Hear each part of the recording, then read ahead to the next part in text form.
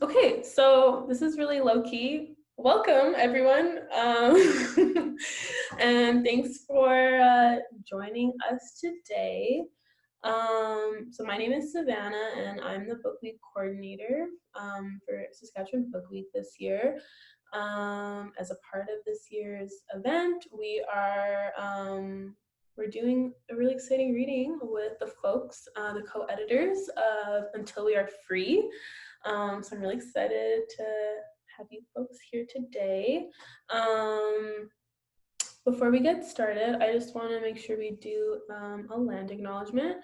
So SaskBooks is located on Treaty 4 territory, which is the homeland of the Nihilwak, Anishinaabe, Dakota, Lakota, and Nakota peoples, as well as the Métis Nation. And our co-editors here today are joining us from Toronto, right? Y'all are in Toronto, right? No? No. Oh, wait, you're in the States? Or, okay. I'm in Los Angeles, located on the territory of the Tongva people. Okay, well, thank you. I am in Tekaronto, in the part of Tekaronto that was underwater at the time of the Toronto Purchase, and is therefore unceded territory, the land of the Mississaugas of the Credit, part of the Dish with One Spoon Treaty Wampum territory. Thank you so much, Cyrus. Likewise, I'm here at the Dish with One Spoon Wampum territory, traditional territories of Mississaugas, Anishinaabe, Haudenosaunee, who are Wendat peoples. I am in the part that was not underwater, but just what would have been close to the original Front Street edge of the water.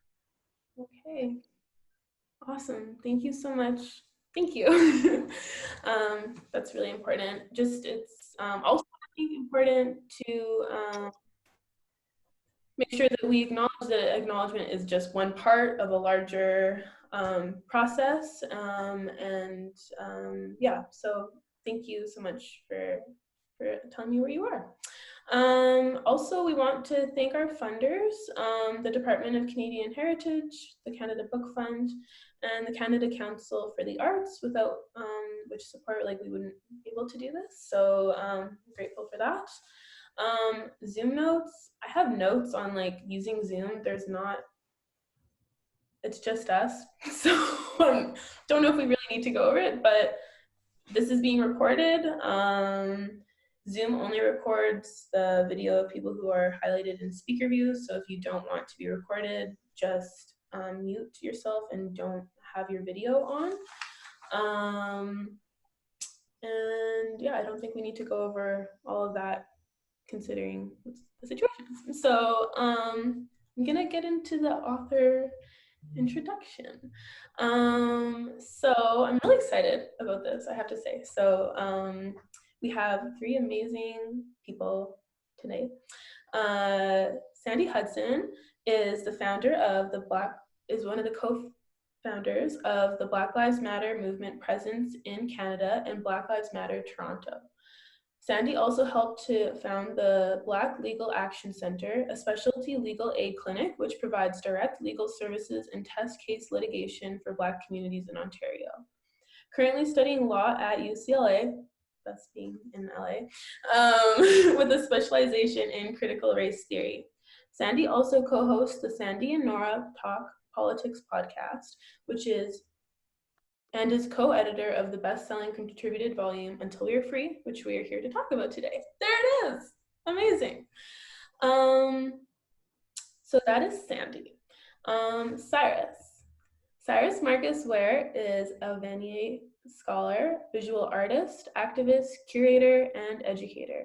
Cyrus uses painting, installation, and performance to explore social justice frameworks and Black activist culture, and he's shown widely in galleries and festivals across Canada. He's part of the Performance Disability Art Collective and a core team member of Black Lives Matter Toronto. He has won several recognitions, including the TD Diversity Award, Best Queer Activist, Now Magazine 2005, and the Steinert and Ferrero Award 2012. He is the co-editor of the best-selling Until We Are Free, Reflections on Black Lives Matter in Canada. And Rodney Thank you for sending that. Rodney Deverless is a Haitian-Canadian multi-hyphenate artist and activist who uses the body and voice as sites to host movement, text, rhythm, and protests that weave in ancestral, diasporic, and queer narratives of life and freedom. His work samples from the realms of contemporary and jazz dance, physical theater, direct action, and cultural commentary. Beyond his artistic practice, he moonlights as a community activator and writer. He's the co-founder of Black Lives Matter Toronto. So thank you so much, all of you, for joining today, and welcome. So I think Sandy's gonna start first, was the plan, and then whoever else wants to go next. So I'm gonna mute myself now. Sandy, over to you. All right, thank you all so much for having us here today. What we thought we would do is just start off by reading portions of the book that are, the whole book is of particular interest to all of us for sure. But we each picked pieces of the book that we wanted to read a little bit and share. And I should say that the pieces that I picked, Cyrus also wanted to pick. So they're great pieces. I'm going to start by reading from the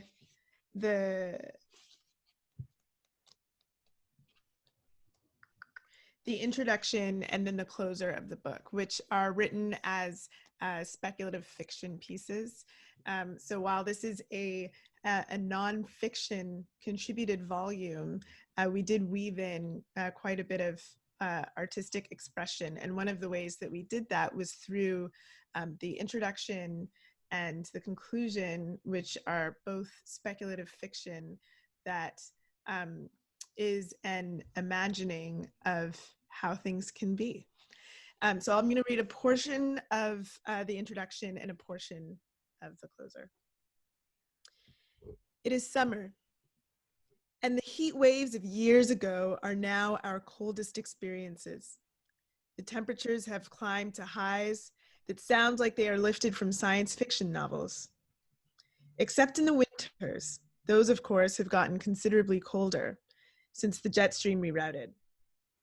I scan the horizon for the nearest shade and set off from my shelter.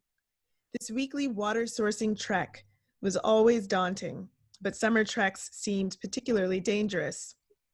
If it wasn't the heat, it was the violence on the roads, always worse in summer when more people were out traveling. At my current pace, I imagine I'll reach the shade in the next 10 minutes. And it's not a moment too soon. Heat blisters have begun to erupt on my shoulders, joining the scabs of past others. It has been 5 minutes.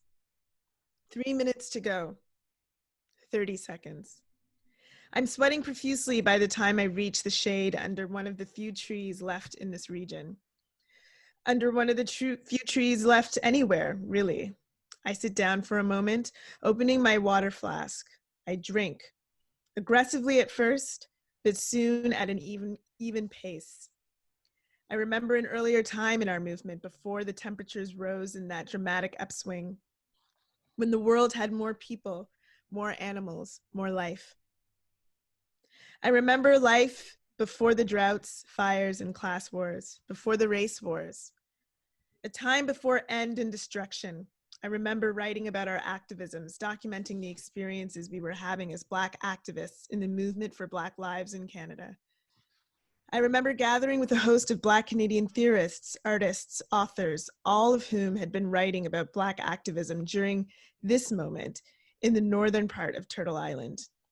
I remember sharing what they wrote in a collection, an assemblage of stories that wove a complex yarn about the meaning of Blackness in Canada, about the ways that we were fighting to survive and to thrive. I keep a copy of these pages, weather-worn, torn, and crumpled from a life on the road in my shoulder bag, and I read them over and over. It's amazing to me to remember a time when there were still prisons and carceral spaces, borders and confinement, to remember a time of trepidation. Now I'm going to read from the conclusion.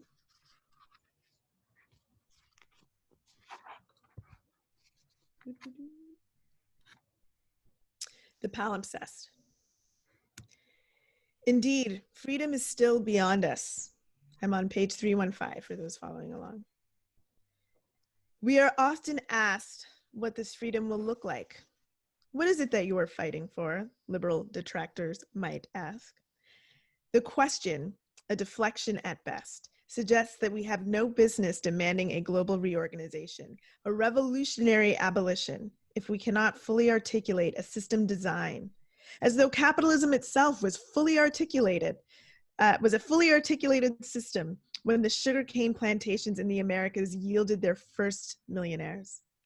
As though the systems that we currently struggle to survive under are not of themselves processes that shift and morph to the needs of those in power.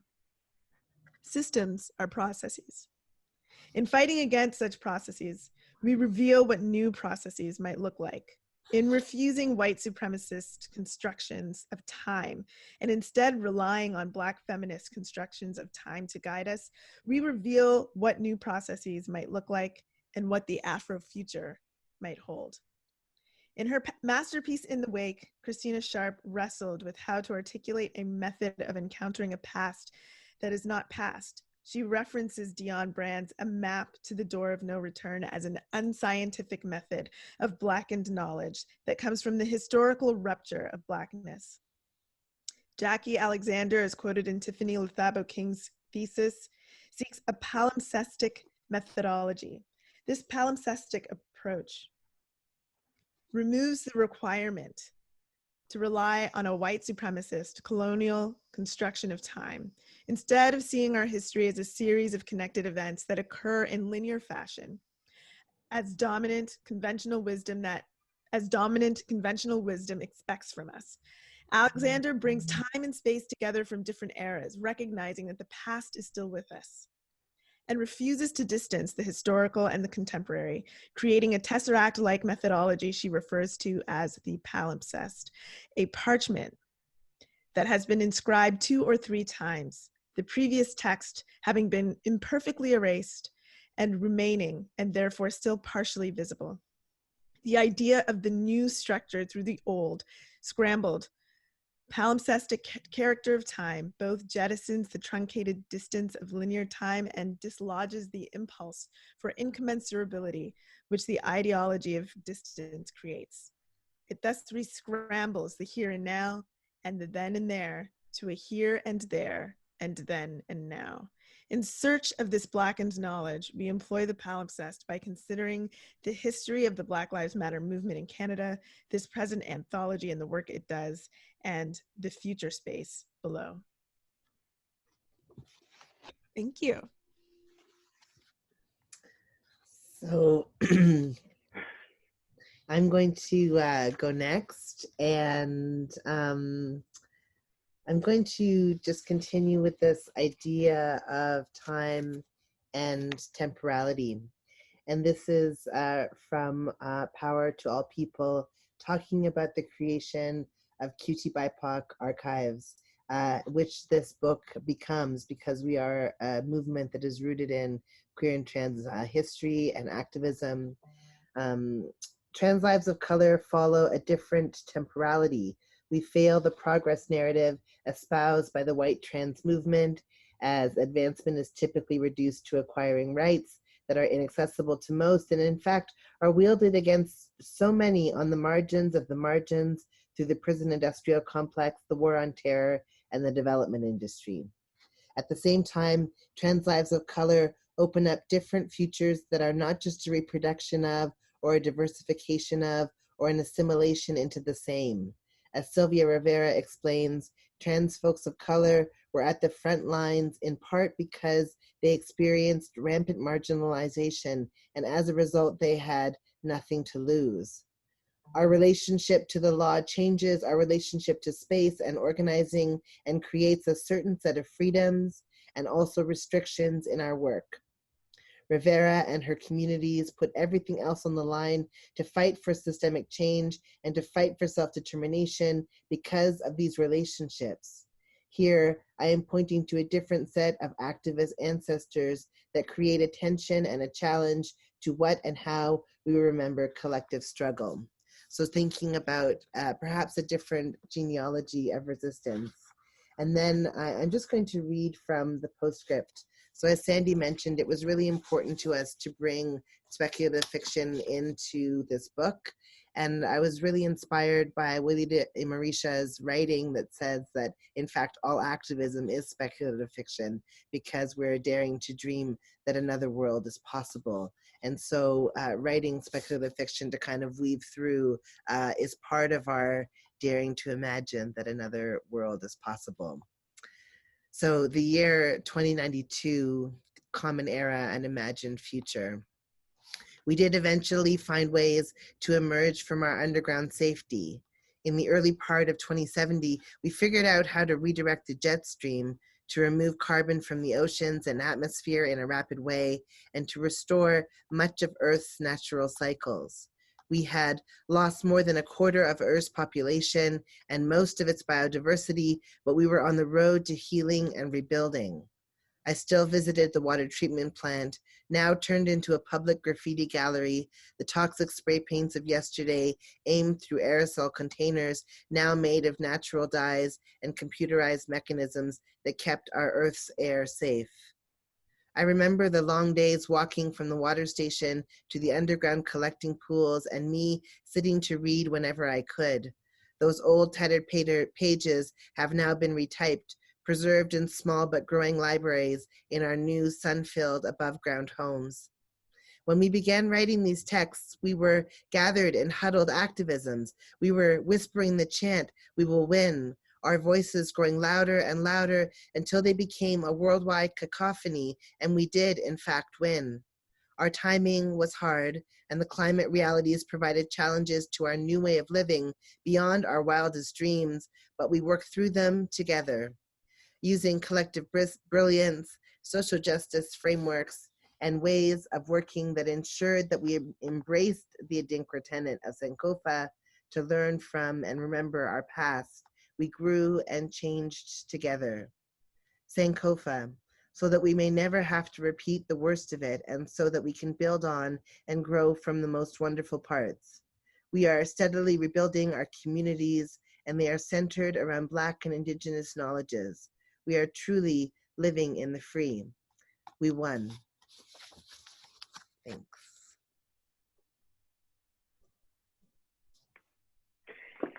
I'm going to be reading I'm going to start from front to back. I'm choosing small morsels from a couple of my favorite chapters. I'm starting with chapter 2, Many a Thousand Gone. This was with L. Jones and Randolph Riley. This really began and in many ways defines our section 2 of the book, Carceral Violence, Blackness, Borders, and Confinement in Canada. And we were really interested in this conversation, essentially, and this capturing of Randolph Riley's story in reality and what it meant to be publishing these words while incarcerated. I'm reading from page 23. Specifically, I love his articulation of a vision, an abolitionist vision for a world free from carceral punishment, a world with justice. And so on page 23, number 10, this is after they brilliantly list out the story from 1 to 10. And item number 10 is, what does justice look like? I asked Randy after he reads me the chapter he wrote for the book. I think we should end the chapter there, I say. Randy writes back, what does justice feel like?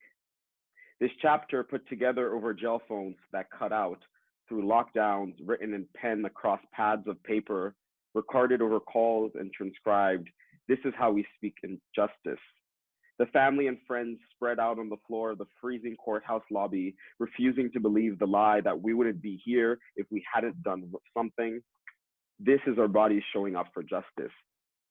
William Riley, historian of our suffering, that is what justice sounds like. Remembering our dead and speaking for them even when it hurts. Why do you do this? People in prison always ask me. Why do you bother fighting for people? Do you think you can win? And yes, I say we can win. Not all at once, not all the time, and sometimes just the small things. This love in the pews of the Cherry Brook Baptist Church, in the arms of the community, and the voice over the phone, and walking step by step through suffering and not looking away, and Randy asking how I am through the worst oppression, our tears, our anger. This is how justice feels. This is where we begin to liberate ourselves. This is why we wrote this chapter together, because we are not supposed to reach through the steel doors and the locks, because we are supposed to feel shame, because Black love exists and it matters. It makes my heart ache just to feel it.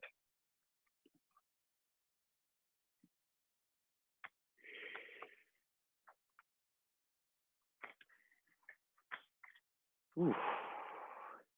And so this section around carceral violence, I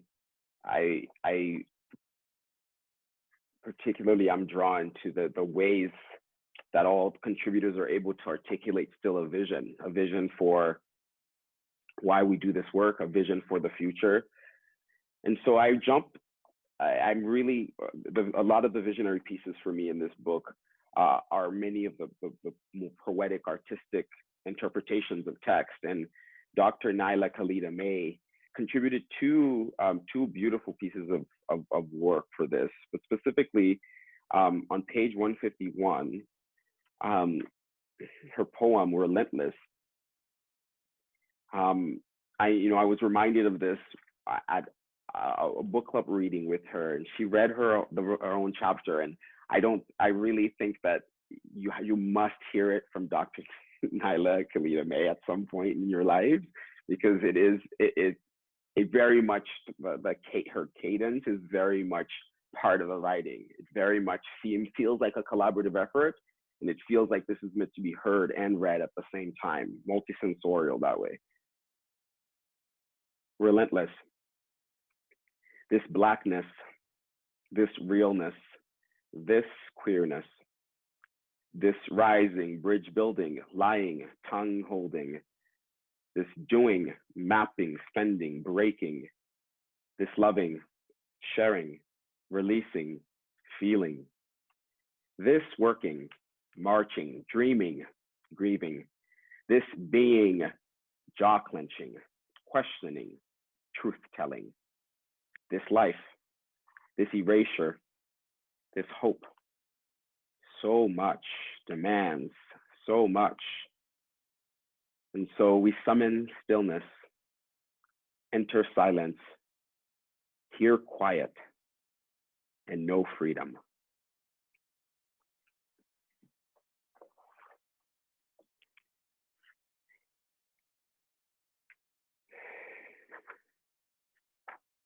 I hear these words and I kind of want to go take to the streets. I want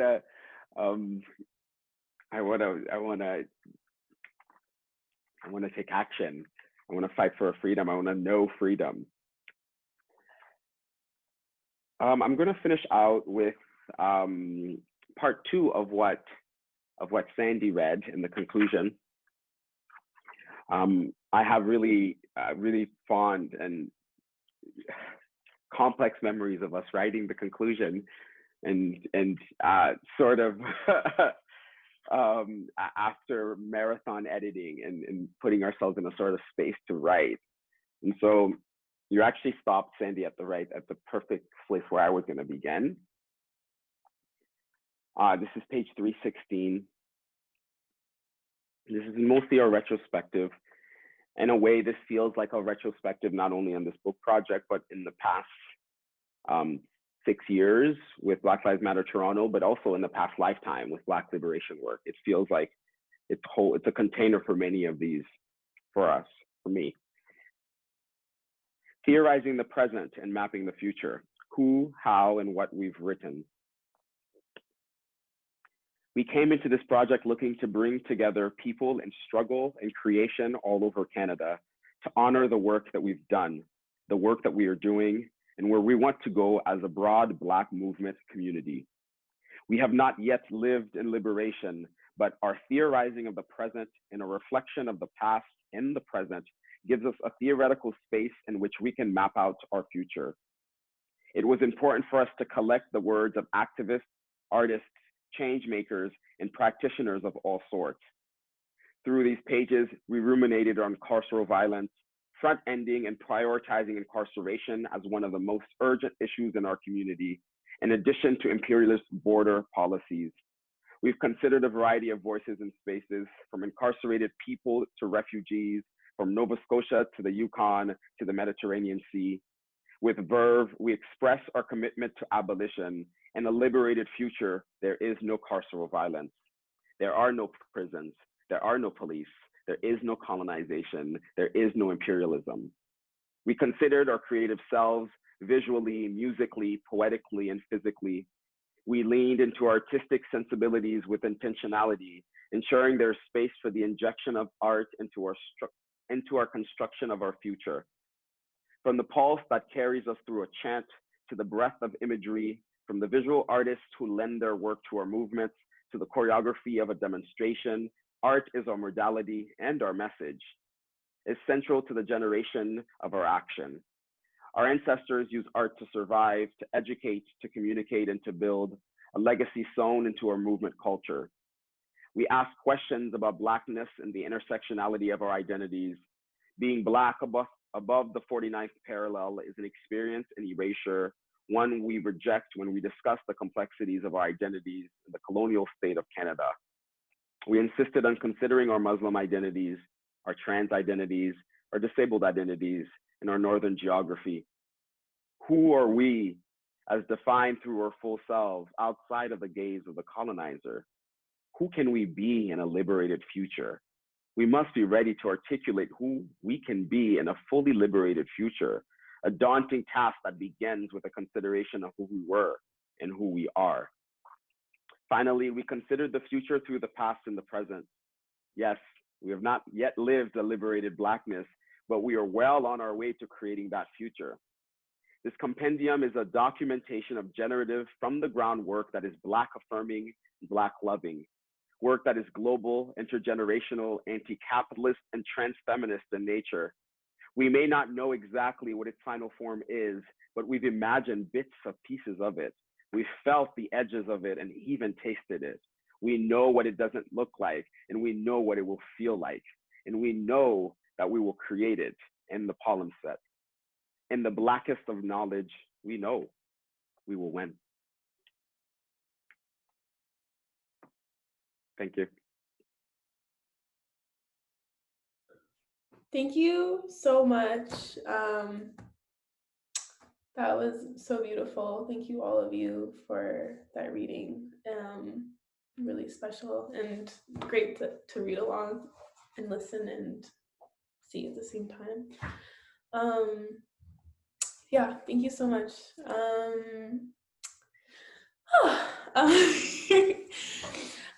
Do you want to take a few minutes to like just talk? This is pretty low key, obviously. I know, Sandy, you have to jet pretty soon. Do we have time for like one or two questions, or what? How are we? I don't want to. If there are any specific questions for me, folks could ask that right now, and then I'll make a short answer and then have to jet out. And that's how it'll work for me. And I just want to thank you so much for putting this together.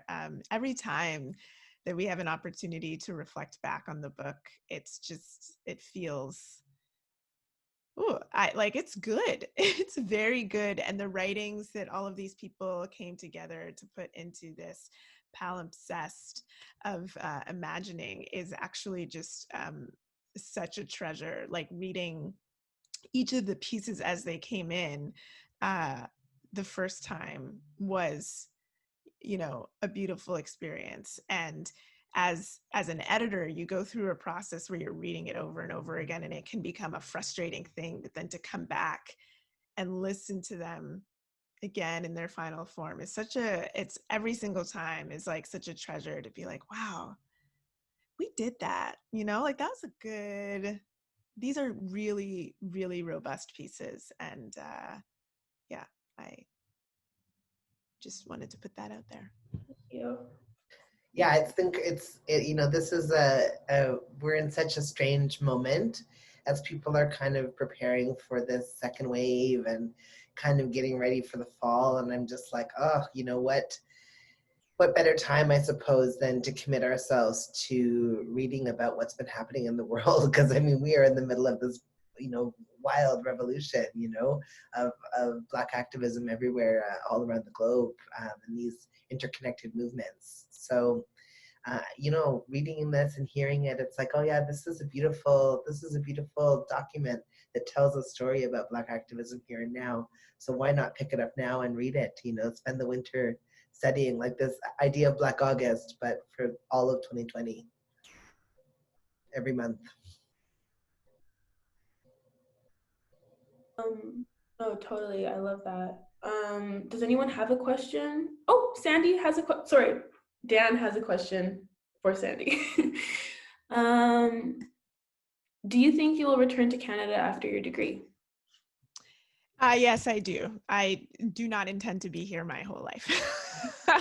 There are lovely things about where I am, and I really do tend to think of North America as one giant place. I don't tend to really, like, borders aren't, they're real, but they're also not real in a way. Like a lot of it is very similar to to what it feels like in Canada, but there are some very distinct differences as well.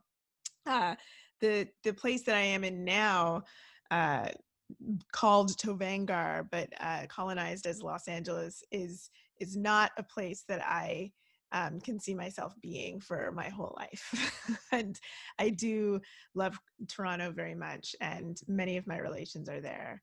And so I expect that that's where I will be returning to at some point.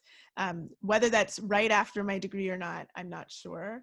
I'm trying to take life as it comes right now, but I will definitely not be remaining here. That's a guarantee. And I'm going to take this time to say farewell and thank you all for coming and for having me. I appreciate it. Thank you so much, Sandy. Thank you. And I really appreciate you taking the time to read and be with us today. So thank you.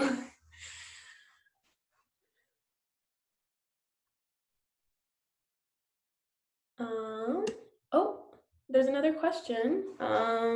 So how has the influences of Canada's colonial past shaped your practice as an artist? I mean, my practice is largely shaped around Black activist culture, exploring Black activist culture, supporting Black activists to be able to continue organizing, supporting Indigenous activists. So my work is very much rooted in, less about focusing on centering whiteness and more around centering Blackness and supporting and making sure that my people have what they need to thrive. So I've been really influenced by that. I mean, certainly this idea of the colonial practices that are embedded in white supremacy that result in the continuation of these systems of violence like the prison industrial complex, the policing system. I mean, I actively work against that. So, my practice is definitely influenced by that as an evil that needs to be eradicated and abolished from our society.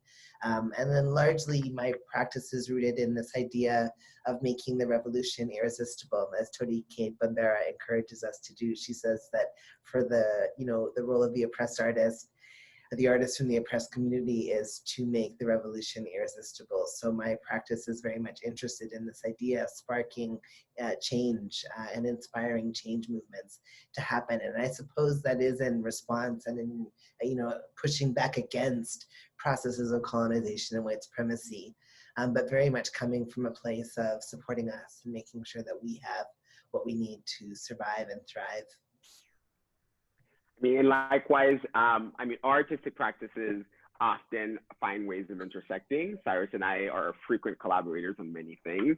And similarly, my artistic practice focuses on words, and it focuses on often on a principle of for us, by us, which is to me a worldview that acknowledges and recognizes that to have a Black-centric artistic practice actually requires a level of focus and work in many ways, because we do live in a white supremacist context.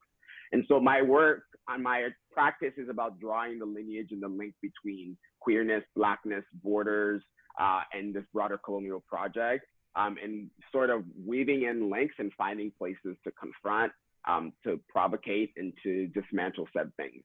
And so whether it's creating a work on stage or going out on the street, to me, there is no difference. They're just modalities of saying the same things. And for me, I see my artistic practice as an opportunity for collaboration, for nurturing relationships, for nurturing Black queer talent, Black talent, for nurturing, fostering connections between myself and others as well, creating webs and networks of support and of art making for particularly Black queer communities, Black femmes, etc., in Toronto. And so, to the question around that, the question around how does this all is part of producing the Colonial project, in which, so whether or not it's identified as anti-colonial, doing this sort of community work, heart work that affirms, uplifts, and recognizes that these systems are actually not meant for us, and they'll never be meant for us. These institutions are not meant for us, and they'll never be meant for us, is in a way a part of the decolonial project. It's recognizing that these borders are not real. It's recognizing that our views on gender are colonial. It's recognizing that even that the need to, for me, even the need to produce labor as an artist is tied into a capitalistic framework. And so my work is about recognizing that, and rather than spending all of my energy on it, diverting energy towards building, uplifting, creating spaces for Black folks and for myself to thrive. Thank you for that. Sorry, we have another question. Has the Black Lives Matter in Canada reached out to First Nations communities?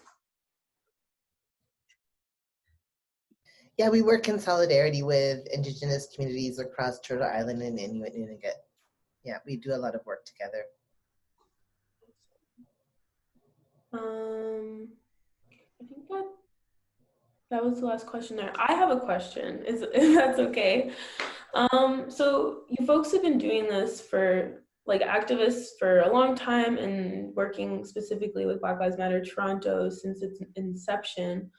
How do you carry the grief and the pain that the work has, as you know, as we live in this world, and how do you carry that and still move forward? Is that related to this vision and this imagination that, you know, you've all talked about today?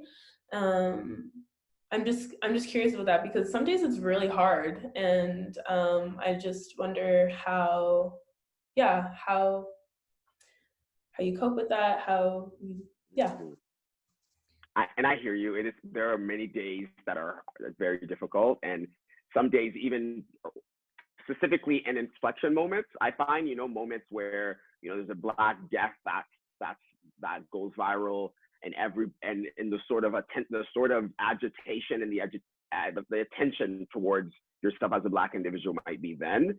I think that there's a lot of different strategies that can be employed, but for me, I think what's really worked is that even in the heat of moment and direct action, and like needing to sort of harness rage and a need for agitation and provocation, we still give space for care, and give space for breaks, and give space for unplugging, and give space for the sort of opposite, the refilling the cup, the rejuvenation, recognizing that direct action does take a toll, sort of emotionally, culturally, et cetera, et cetera, et cetera. And so I think that practicing collective care, and you know, really, for working in a team of folks that we get to learn very much closely from each other, and getting to learn from from dope organizers like Cyrus around distributed justice models and ways of organizing in ways that are more sustainable, that actually prioritize replenishment, that prioritize as much as the let's go, let's do it, but also like what do you need for your own individual self as a Black person in this current moment right now. Yeah, thanks so much for saying that, Rodney. And this is it, is this idea of mutual aid and that we take care of each other. This concept, we take care of each other, that has really grown in prominence, that comes out of disability communities, disability deaf, mad, sick, and CRIP communities. And it's just a way of understanding that we have an interdependent life, that this myth of independence that gets perpetuated through capitalism in North America, would have you think that the activist is this lone struggler who's doing everything on their own and who should be able to do everything on their own and who isn't in any way connected to and supported by hundreds of people probably. And so it just sort of, it breaks it down when we talk about interdependence. And we say, in fact, actually, we all rely on each other. And that comes back to this idea that we take care of each other. We organized a gathering in June, shortly after the killing of George Floyd and Regis Kretinsky-Paquette here in Toronto, called Black Grief. That was an artistic response to bring people together just to share space and just experience grief together. And we root our work in healing justice, and it says that grief is something that we can talk about and that we can be in together. And so we had folks like Dr. Naila Khalida May, performing and singing. We had young ones like Aishna Warehuff, a young singer from New Jersey, Black singer from New Jersey. We had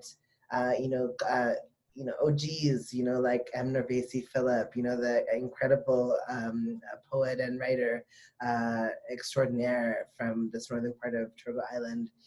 We had all of these different people coming together and creating work that helped us to process what was happening in our communities. And so I think that we also are figuring out ways that we can collectivize sharing grief, collectivize this experience. Neoliberalism would have us individualize everything, all of the decisions, all of the implications, all of the responsibility gets shifted onto the individual and not on the state. When what we're saying here is that the state is creating horrific conditions and we take care of each other. We are doing the exact opposite. So away we go. Thank you so much for that. Yeah, I really appreciate that personally, but also I'm sure other people would really benefit from what both of you said.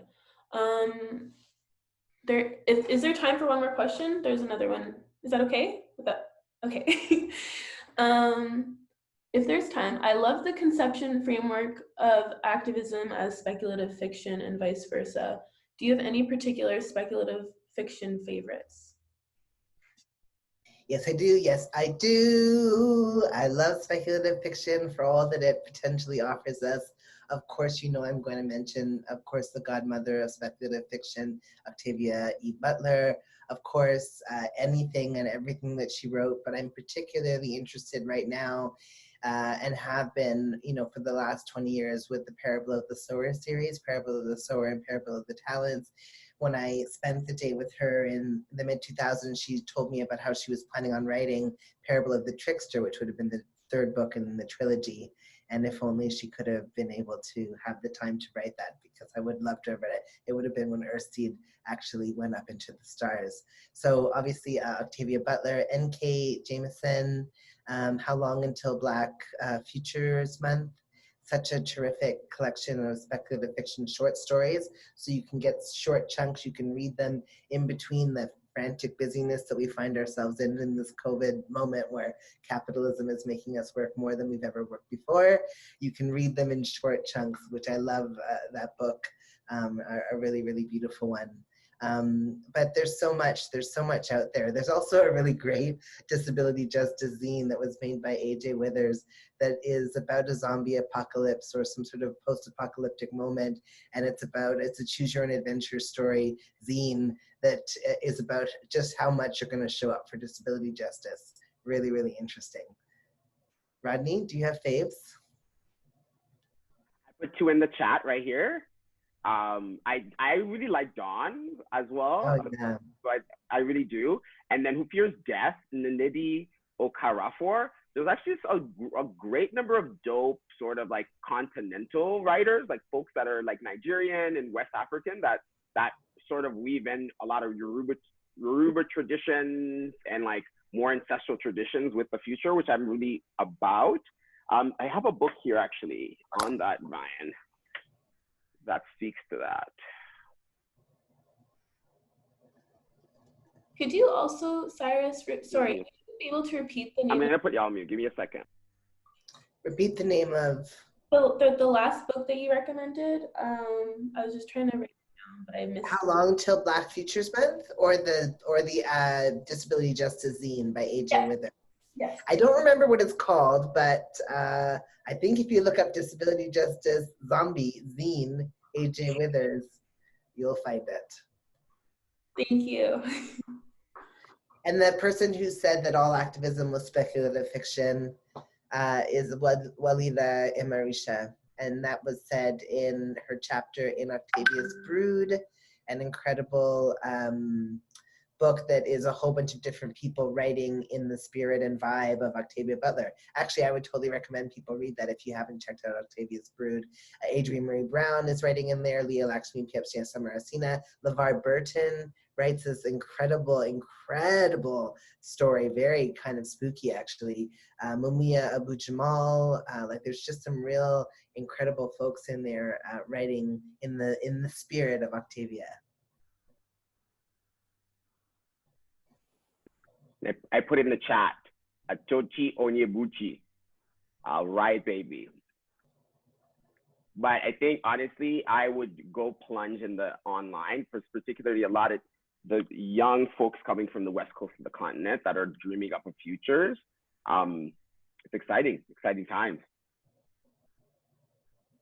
Thank you both so much for all of the information you shared, and they were beautiful readings, and just joining us today. Thank you so much. Yeah, this has been really special, and yeah, thank you so much. Also, what else do we need to do? Thank you to you guys, to you folks, and thank you to SaskBooks and our funders and all the other people that need to be thanked. But seriously, I'm so honored to have both of you and Sandy as well in conversation. Like, I'm really grateful. So thank you for joining us. Thank you for inviting us. Yes, it was a pleasure. Thank you for the reading, everyone. Thank you. Take care. Bye for now.